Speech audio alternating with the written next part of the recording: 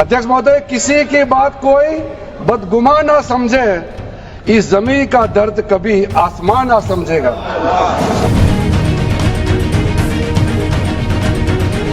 मेरा कॉन्शियस उसको मानता नहीं, मैं इस कानून को कबूल नहीं करता हूं, तो मैं गांधी की तरह इस कानून को फाड़ता हूं।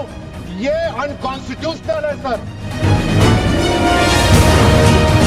खाकी में वक्त सखावत ना देरी भूलेंगे, खाकी में वक्त सखावत ना देरी भूलेंगे, हमी को लूट के खैरात देता है हमें। तिरुचेंदुरई मंदिर की 400 एकड़ भूमि को वक्फ की संपत्ति घोषित कर।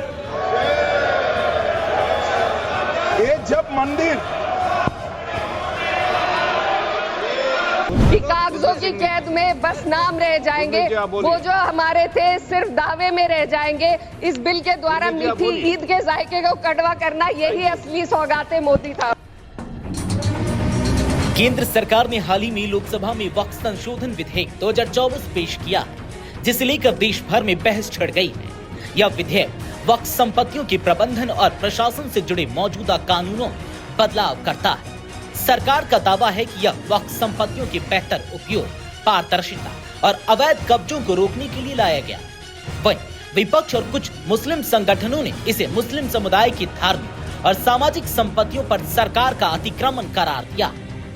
वक्फ बोर्डों का गठन मुस्लिम धार्मिक संपत्तियों की संरक्षण और देखरेख के लिए किया गया था, लेकिन लंबे समय से इन बोर्डों पर अवैध कब्जे, भ्रष्टाचार और संपत्तियों के दुरुपयोग के आरोप लगते रहे हैं। सरकार का कहना है कि इस विधेयक से वक्फ संपत्तियों की पारदर्शिता बढ़ेगी और अवैध अतिक्रमण पर सख्ती से कार्रवाई होगी। चलिए अब आपको बताते हैं कि वक्फ अधिनियम क्या है और इसका उद्देश्य क्या है। वक्फ अधिनियम 1995 के तहत भारत में वक्फ संपत्तियों का पंजीकरण और प्रबंधन किया जाता है।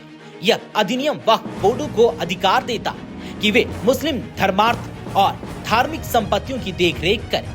देश भर में करीब 8 लाख से अधिक वक्फ संपत्तियां, जिनमें मस्जिदें, दरगाहें, कब्रिस्तान और अन्य धार्मिक स्थल शामिल हैं। अब चंद बिंदुओं में समझते हैं कि वक्फ अधिनियम का मूल्य उद्देश्य क्या है। मुस्लिम समाज की संपत्तियों की रक्षा करें, इनका धार्मिक और समाज कल्याण के लिए सही उपयोग सुनिश्चित करें, अवैध कब्जों को रोकना, वक्फ संपत्तियों से होने वाली आय का सही उपयोग करें। लेकिन समय के साथ वक्फ बोर्डों पर सत्ता पक्ष के प्रभाव, संपत्तियों के गलत इस्तेमाल और भ्रष्टाचार के आरोप लगते रहे हैं। कई मामलों में वक्फ बोर्डों ने सरकार के बजाय व्यक्तिगत हितों के अनुरूप संपत्तियां आवंटित, जिससे विवाद बढ़े। अब सबसे पहले ये समझना जरूरी है कि आखिर जिन बदलावों को लेकर विवाद हो रहा है वो बदलाव क्या है। पहले, वक्फ संपत्तियों के स्वामित्व को लेकर स्पष्टता। नया विधेयक इस बात को स्पष्ट करता है कि यदि किसी संपत्ति का स्वामित्व विवादित है और कानूनी रूप से वक्फ के अधीन साबित नहीं हुआ तो उसे वक्फ संपत्ति नहीं माना जाएगा। दूसरा, वक्फ बोर्डों के अधिकारों में कटौती। संशोधन के तहत वक्फ बोर्डों के पास स्वतः संज्ञान लेने और किसी संपत्ति को वक्फ घोषित करने की शक्ति कम कर दी गई है। इससे पहले वक्फ बोर्ड अपने अधिकारों का इस्तेमाल करते हुए किसी भी संपत्ति को वक्फ घोषित कर सकते थे, जिससे कई विवाद उपजे। तीसरा, अवैध कब्जों और भ्रष्टाचार पर सख्ती। विधेयक के मुताबिक यदि कोई वक्फ संपत्ति पर अवैध कब्जा करता है तो उस पर कड़ी कानूनी कार्रवाई होगी। इसके तहत जुर्माना और कठोर सजा का प्रावधान किया गया है। चौथा, संपत्तियों के रजिस्ट्रेशन और विवाद निपटान में बदलाव। राज्य सरकारों को अधिक अधिकार दिए गए ताकि वे वक्फ बोर्डों के कामकाज की निगरानी कर सकें। अब विवादित वक्फ संपत्तियों के मामले को निपटाने के लिए एक सुपरवाइजरी कमेटी बनाने की बात कही गई। अब आपको बताते हैं कि इस विधेयक को लेकर आखिर विरोध क्यों हो रहा है। पहले, मुस्लिम संगठनों की आपत्ति। All India Muslim personal law board और कई अन्य मुस्लिम संगठन इस विधेयक का विरोध कर रहे हैं।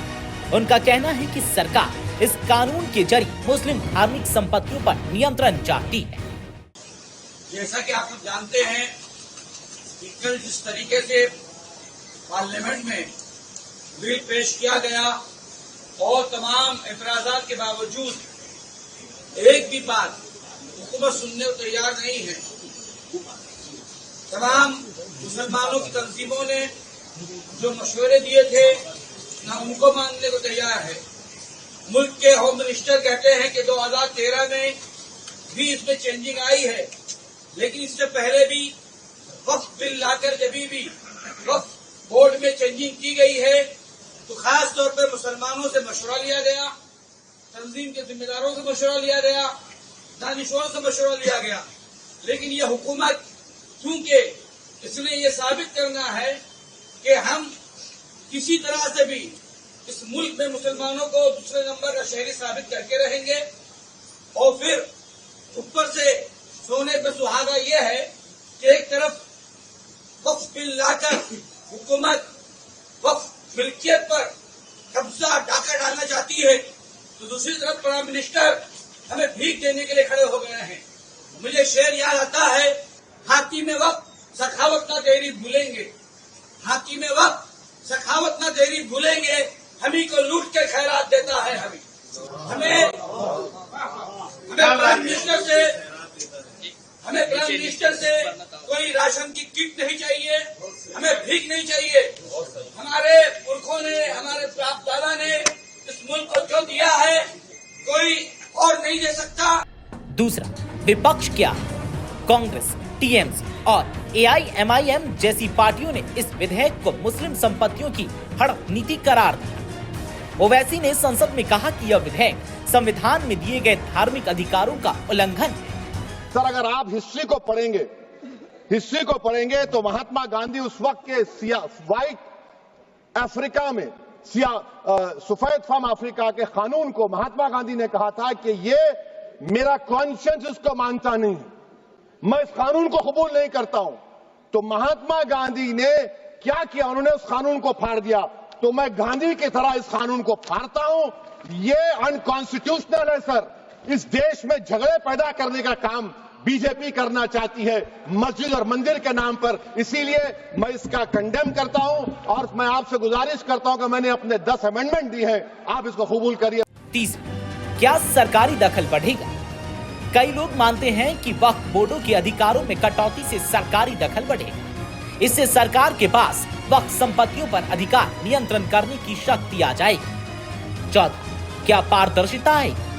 बीजेपी और सरकार का कहना है कि इससे वक्फ संपत्तियों का बेहतर प्रबंधन और पारदर्शिता सुनिश्चित होगी, अवैध कब्जे और धांधली पर रोक लगेगा। अब सवाल ये उठता है कि अगला कदम क्या होगा? वक्फ संशोधन विधेयक को लेकर देश भर में बहस जारी है। सरकार इसे संसद में पारित कराने की कोशिश में, जबकि मुस्लिम संगठन और विपक्ष इसके खिलाफ रणनीति बना रहे हैं। यदि यह विधेयक कानून बनता है तो वक्फ संपत्तियों के प्रबंधन में बड़े बदलाव देखने को मिल सकते हैं। अब देखने वाली बात यह होगी कि सरकार इस कानून को लागू करने के लिए क्या रणनीति अपनाती है और क्या मुस्लिम समाज के विरोध को देखते हुए इसमें कुछ संशोधन किए जाते हैं। दिल्ली से नवोदय टाइम्स पंजाब केसरी के लिए आदर्श शाह की रिपोर्ट।